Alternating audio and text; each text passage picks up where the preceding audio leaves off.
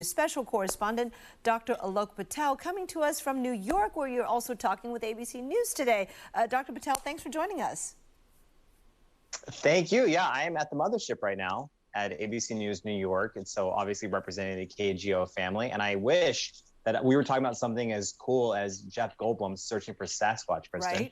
Right. I know you want to be a part of that interview, but alas, here you are answering our COVID questions, which is a very important thing. So I know you want to get us started with two truths and a lie. You know how it goes. I mean, I don't care if I'm on the other coast. We're doing this. So everyone knows the game. Tell me which one of these is not true. Is it A, 10,000 person trial? People who got the booster had a relative vaccine efficacy of 95% compared to those who didn't. There's two groups of people who got vaccinated. Or is it B, the CMO of Moderna put out a statement and said our vaccine has a lower risk of myocarditis, but a higher risk of breakthrough cases compared to the Pfizer vaccine? Or is it C, nearly 1 million kids aged 5 to 11 have had at least one shot in this past week since their eligibility has been announced? Which one is not true? Oh my. Okay, you are getting more challenging, which I appreciate. I'm going to rule out C because I think that is true. I remember reporting on this and thinking, okay, all right, 1 million kids, 5 to 11. Gosh, a lot of people are saying B right now on Facebook, and our Facebook viewers are usually pretty good about this. So I am going to go with what they said, B, final answer. Our group is good. Yes, B is not correct because I flipped it around. So the CMO Moderna said that they have a lower risk of breakthrough cases, and that was their defense for saying like our vaccine's great, but they have a slightly higher risk of myocarditis. Now, Kristen, remember this is all about risk perception. When we look at these Pfizer and Moderna vaccines, the data they're citing comes out of France, and the rate of myocarditis reported from the Moderna shot is 13.3 out of 100,000. For Pfizer, it's 2.7 out of 100,000. So in both cases, still extremely rare. But the reason A is important, and we'll get into this, I'm sure we'll get into this later, is that this is the first actual large trial looking at the efficacy after a vaccinated person is given a booster compared to one who isn't. And C is obviously great news. And we hope that trend continues because that's 1 million kids who got one shot. But remember, there's about 28 million in this age group. So we're hoping to see that trend continue, hoping those vaccine-hesitant parents get their questions answered and get their little ones their shots. All right. By the way, if you have a question, you can ask Dr. Patel on Facebook Live, if that's where you're watching us. You know what? Since you brought up the question of myocarditis, I do want to ask you, because that remains to be a concern for some parents when considering whether to give the shot to their kids.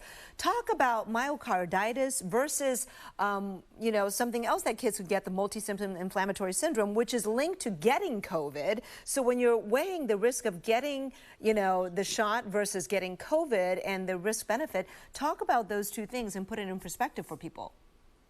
I'm glad you brought this up, Kristen, because it is scary for parents out there. Now, here's the reality. The reality is that the very rare self-limiting cases of myocarditis or pericarditis, so that's inflammation of the heart muscle or the tissue around the heart, from the vaccine, they have made headlines. And they've made the rounds on social media, and they've scared a lot of people. But the reality is that they're way more rare than the actual conditions that kids can get from COVID-19 itself.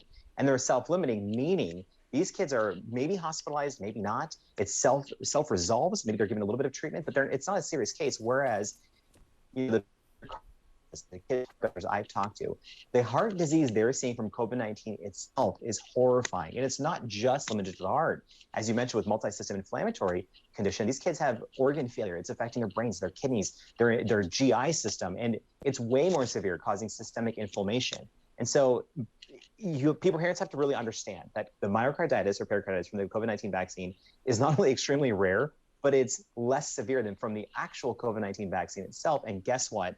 I see cases of myocarditis and pericarditis all the time, not even related to COVID-19 or the vaccine anyway. All right. Thank you so much for clarifying that. We have another question now from Carol. She says she's very confused. She says if somebody had COVID and no vaccination, so I guess natural immunity, do their antibodies equal a vaxxed person with no COVID history? And if they had COVID and then a J&J shot, does that equal a vax and a booster? Dr. Patel's signal has gone frozen. Need to talk to the mothership at ABC News about their Wi-Fi there, but we'll give them a chance to get reconnected. But keep those questions coming because we definitely want to. I'm still here. You are still there, I know. So we're working on your video, but did you hear the question?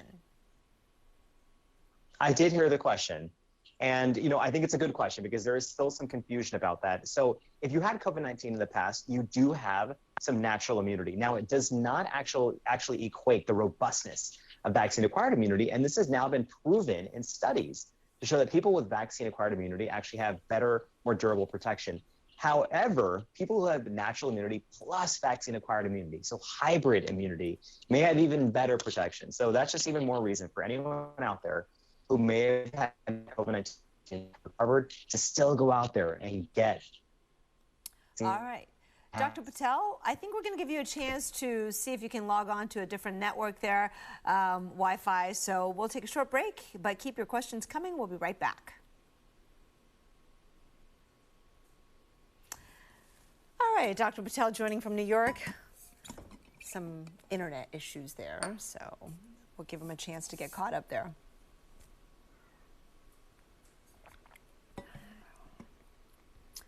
All right, thanks for joining us, and thanks for your help with the two truths and a lie. I could not decide there between A and B, so thanks for your help.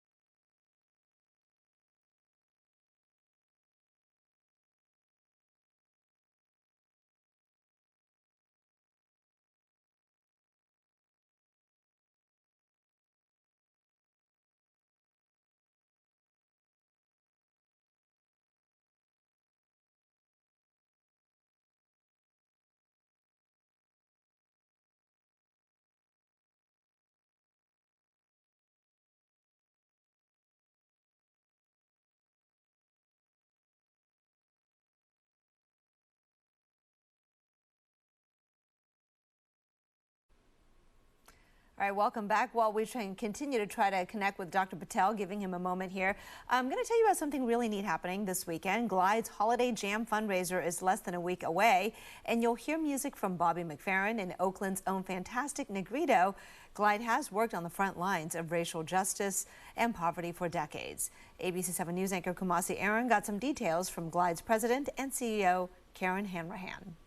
When I be rolling to California, I got so much on my mind, on my mind. What do you think really makes the Holiday Jam so special, something that people look forward to every year? I think it's a unique it's a unique event that allows people from across all walks of life, all areas, all neighborhoods, all backgrounds, all races, all experiences to come together to celebrate in one room, to see each other close up, to have fun. There is a universal appeal to Glide's work because of the values that we represent. We welcome everyone with love and inclusion unconditionally. And especially now at this time during the pandemic, I think everyone's feeling a need for that, feeling a need for community, a need for celebration, and a need to find some renewed purpose and meaning where we can all be part of the solution, especially in this city where so many around us are struggling so much. All right, so you want to be sure to check that out. Also, just a couple of years ago, Disney fans entered a new era of access to their favorite stories with the launch of Disney Plus. Well, today our parent company is marking more than 115 million subscribers with Disney Plus Day. It's a day to celebrate all things Disney Plus, and it means even more magic on the streaming service, including upcoming Marvel titles, Moon Knight, Echo, She-Hulk, and Agatha, House of Harkness. People at Disneyland in Anaheim were greeted with a blue carpet, hats, and buttons when the gates opened. Sam Champion from our sister station, WABC, has the sweet deals and more new content from Disney World in Florida. It's been 2 years since the launch of Disney Plus, and that's reason enough for a celebration. Not just a celebration of Disney Plus itself, but a celebration of what makes this service truly magical. It's the global community. That community now includes over 115 million subscribers spanning more than 60 countries. So Disney Plus Day is really a way to say thank you to that growing global community. Subscribers are being treated to a treasure trove of new content hitting the platform today. For starters, the family-friendly adventure film Jungle Cruise is now available to all subscribers. What? The most curious among us will enjoy the first 5 episodes from Season 2 of The World According to Jeff Goldblum from National Geographic. Billie Eilish fans will get to peek behind the curtain of her cinematic concert experience with the new documentary, The Making of Happier Than Ever, a love letter to Los Angeles. Or how about a docu-special about the making of 2021's biggest blockbuster, Marvel Studios' Shang-Chi and the Legend of the Ten Rings. The film itself is also making its streaming debut today. To commemorate the 2 years of service and all this new content, Disney Plus has a special offer for fans who want to join the community. New and eligible returning subscribers can now get 1 month of Disney Plus for just $1.99, and that offer only lasts through Sunday. All right, we just saw all those superheroes in the Disney Plus story, so let's go back to our medical superhero, Dr. Alok Patel. Think we got you back. Dr. Patel. I'm not taking the blame for this. Nobody's blaming. No, it's all good. It's all Friday. There's no blame to go around. However, you can make up for it by offering us another round of 2 truths and a lie. Let's do it. This time we're going to go global, Kristen. Okay. So, our astute audience, tell me which one of these is not true. Is it A, the Austrian government is considering a lockdown of the unvaccinated because of a rise in cases? Or is it B, despite criticism, Singapore's health ministry will still cover medical bills for the unvaccinated? Or is it C, according to the World Health Organization, about 70% of diabetic in Africa are unaware they have a chronic condition? Which one is not true? And these are all important. They are all important. And again, I would love to have some help on Facebook Live, but I definitely know that A is true. Read the headline about Austrian government considering a lockdown for the unvaccinated. I'm going to say B is the lie because I'm pretty sure when I encountered that headline, I saw that, ooh, Singapore is actually doing it. They're going to not cover medical bills for the unvaccinated. And it's another incentive for people to get vaccinated. So I'll go with B, and I'll check for confirmation. Oh, Tessa says B, and Tessa is usually right on. And Sally says B. Colette says B. These are all women, so I trust them. I'm going with B. B is correct. Well, you all are so well read. I'm incredibly impressed here. But you know, it is an important move, and it's something that a lot of people have talked about. The theoretics of should people who are consciously making the decision not get vaccinated still get the same health benefits? And Singapore's health ministry said, no, we're not going to cover anymore as an incentive. They can still get private insurance, et cetera. Mm-hmm. And, you know, A and C are also important. I don't think a lockdown of the unvaccinated would ever work here. And the reason why C is so important is that, you know, there's a study from the WHO showing people in Africa with diabetes, the case fatality rate is 10% compared to 2.5%. And that's a horrific reality given the fact that they have about a 7% fully vaccination rate compared to our 60. Oh, Oh boy. All right. By the way, I just want to say congratulations to Sharon and Randy as well. They also got the answer correct. So thank you so much. I want to ask you, this week we've heard a lot of talk about whether we're at the endemic point. You know, we're kind of in a status quo in terms of the cases. Most of the people who are going to get vaccinated have gotten vaccinated. Things might get a little worse or a little better. Look, do you think we're at that point where we should start making policy and also making individual choices like we're in an endemic now? I think we're at the point where it's time to actually start having a real conversation about what the transition is going to look like when we start to call this an endemic. So, you know, right now we can't still call it endemic because we still have these surges in cases that are overwhelming hospital systems. We still have a death toll of 1,200 people a day. Is that going to be something that we're going to accept and say we're going to live with this? We're still seeing these global outbreaks that are swirling around and causing devastation. So when we get out of that phase and we start saying, okay, how are we going to take care of this on a yearly, on a seasonal basis with these spikes that happen, that's when we can start to have a conversation about what endemic truly means. We have the treatments out there to keep people from dying, but hopefully as we get some more immunity, this will turn into, this is someone else's quote, not mine, a quote, annoying cold, because you have a little bit of immunity. And that's where we need to get. I don't think it's going to be this kind of switch that turns on and says, hey, we've made the mark. Now it's time to call this endemic. I think it's when we actually look to see, is this going to stop ravaging our public health system with surges, which is where we currently still are. Mm-hmm. All right. Speaking of cold, I want to ask about the flu, right? Because we're in flu season now. Look, I read that 2 years ago, we had 39 million flu cases in the U.S., but last year, with everybody staying home and the lockdown and everything, there were only 2,000 cases. You correct me if I'm wrong, which is amazing, but I also read that because of that, this year's flu season could be worse. Talk about what you think about that and what the factors are to consider.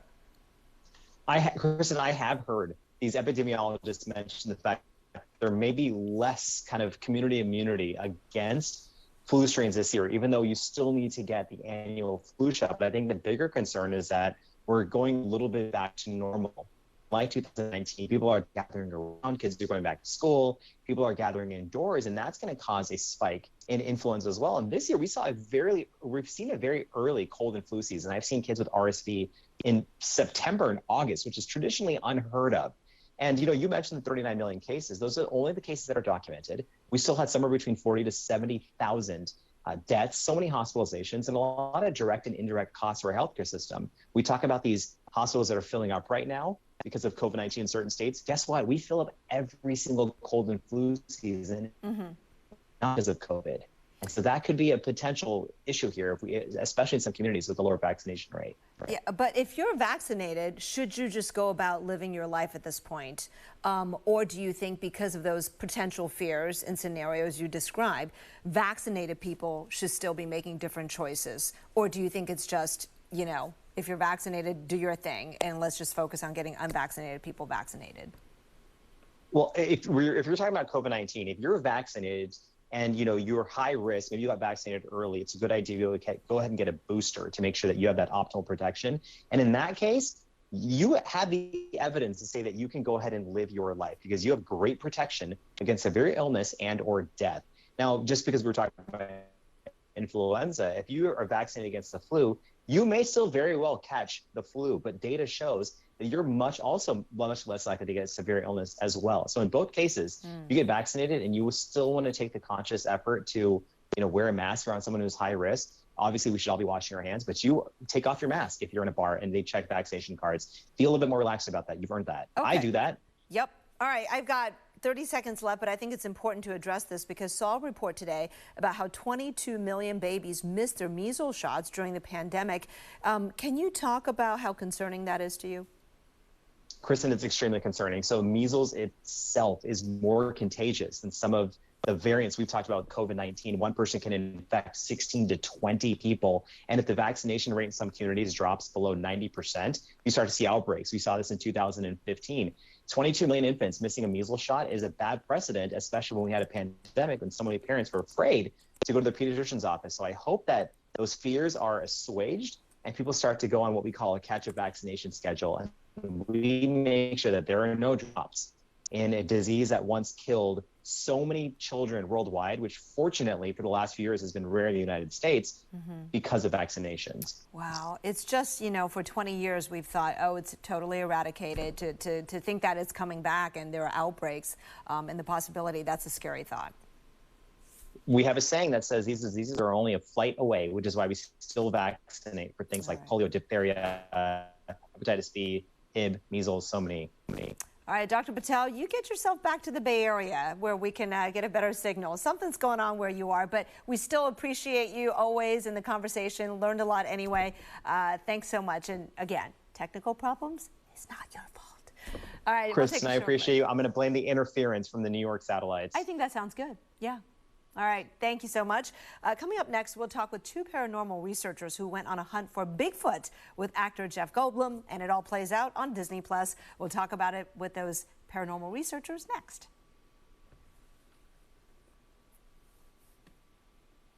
All right, folks, perhaps our director can put up a lovely picture for you while we wait out the commercial break, and I need to do some preps for the next interview.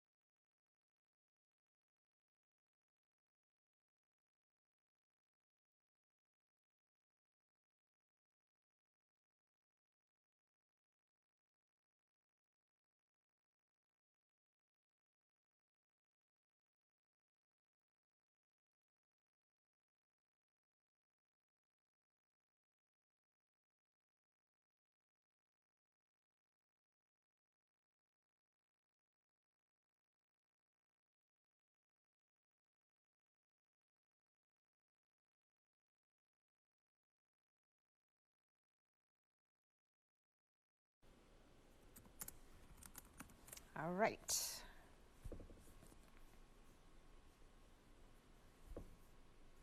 We're celebrating Disney Plus Day. Lots of big movies and shows are dropping on the streaming service today, including the first episodes in season 2 of The World According to Jeff Goldblum.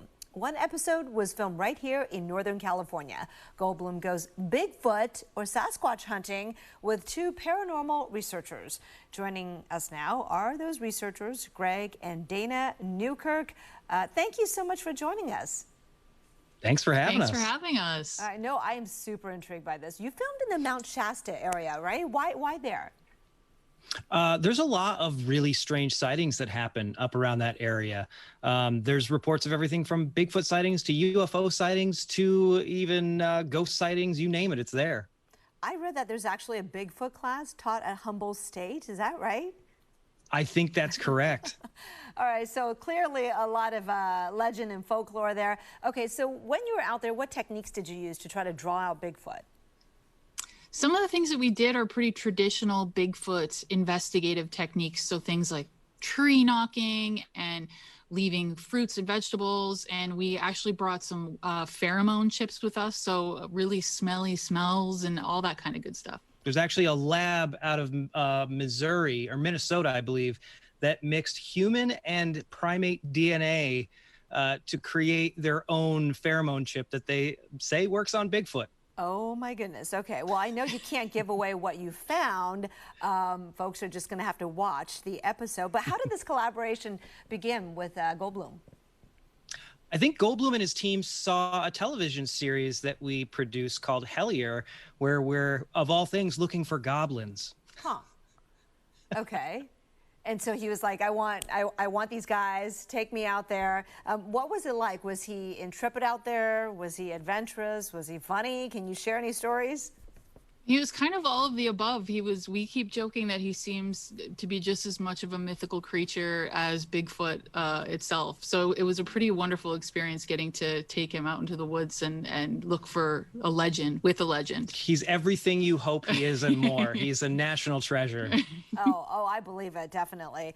Look, with regard to Bigfoot, right? All we've ever gotten are grainy pictures or videos, you know. I mean, technology has gotten so good. Don't you think if it actually existed, we would actually have concrete footage by now? Well, that is if you are looking at Bigfoot as an animal, but we think Bigfoot's probably closer to something like a ghost. Ghosts, you know, poltergeist cases, they leave footprints and handprints all the time. You just don't think anything of them because they look like ours. But if it's the ghost of something that maybe used to exist, or maybe something that we would refer to as an egregore conjured by the minds of people thinking about Bigfoot all over the place, well, that would be why we don't have any evidence of it. But the truth is, we don't know. I have no idea what it is. It might not exist. We're mostly in it because we think it's fun. But yeah, Dana, I was going to ask you, why do you think we're so fascinated with the idea of its possible existence? I think that Bigfoot really represents an aspect of us, and it's that wild self and that part of you that wants to go out in the woods and make loud sounds and run around and play and just enjoy yourself. And I think Bigfoot really represents the search for magic in those wilderness places. So getting the chance to go to, you know, such an incredibly beautiful place to look for this legend was definitely an amazing experience. All right. Well, Greg and Dana Newkirk, thank you so very much for sharing your adventures as you filmed this with Jeff Goldblum. Thank you very much. Thank you. All right. The World According to Jeff Goldblum is now streaming on Disney+. Disney is the parent company of ABC7. We'll take a short break on the air, but the conversation continues on Facebook Live right now. And actually, if you two are still around and have 2 more minutes, even though we're done with the on-air portion of our show, if you have a couple more minutes, we can chat here on Facebook Live. How many days were you actually out there for the shoot? Two, I think, right? Yeah, we pretty much, I think, 3 altogether. 2 with Jeff and then 3, yeah, if you include the other days. So it's pretty quick. Do you sleep or do you have to stay awake listening for, you know, pings or whatever it is that, you know, might be a sign? Fortunately, this shoot wasn't terribly intense. This one was more about just showing Jeff the techniques that a Bigfoot hunter uses. And then we got to sit around a campfire with him and share ghost stories and tell him why we think monsters are important. And I think that was more what they were looking for. I don't think any of us had any, we don't have any illusions that we were going to find Bigfoot. Okay, but you never know. How do you compare this to the search for the Loch Ness Monster? I mean, I think they're pretty close to the same thing. They are. You know, there's a world of cryptids that people are interested in exploring, and you know, you can kind of come at it from one angle, and if it's just the legends and the myths that you're interested in, that's totally fine. But if you want to go out and explore, that's another avenue. And there are a lot of people who do spend time looking for the Loch Ness Monster. It's not an uncommon thing in the kind of circles that we run in. Mm-hmm. All right. Well, thank you so much for shedding some light on this very interesting topic that we just can't shed our fascination with. And I look forward to watching the show, The World According to Jeff Goldblum. Thanks, you guys. Thank you. All right. Wow, that sounds exciting. Totally want to check it out. So that's on Disney+. And I think in addition to this episode, there are 4 other episodes that dropped today as well as part of Disney+ Day. So definitely check it out. Lots of interesting content.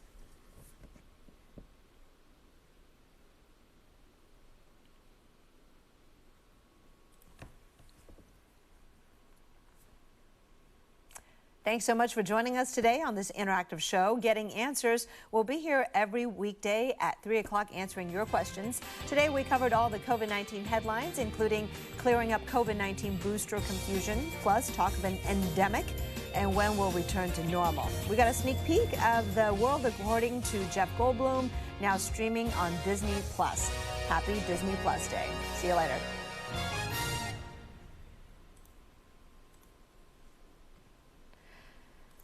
All right. I know, a bit turbulent today, huh?